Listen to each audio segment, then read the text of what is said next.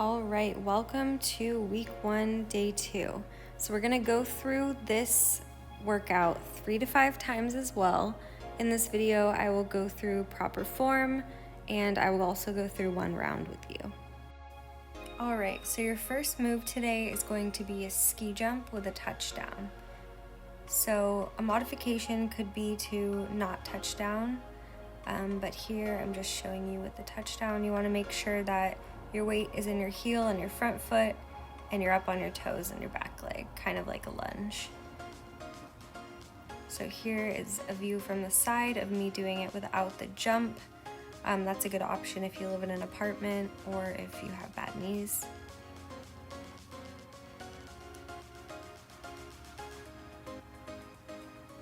Make sure you come all the way up between. There you go. So here you have some scissor runs. I like to do some rotation with my torso at the top. You can also throw some punches. Mine look pretty wimpy, but I believe you could throw some stronger punches. Here's a view from the side. You want to make sure you're staying on your toes and you're going nice and fast. Here are some prisoner squats.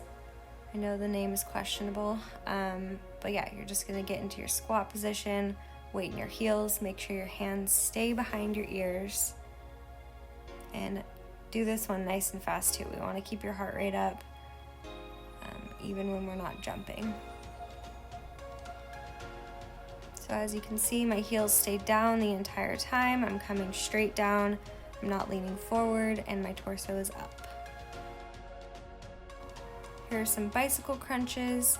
You want to make sure your shoulders stay off the ground, you're rotating through your torso the whole time. And another alternative is scissor kicks. I show that in the actual workout video, but you can do any ab exercise if this is uncomfortable. Here are some squat jumps. Make sure you're powering through your heels again. I like to use my upper body just so I'm expending a little bit more energy. Really jumping.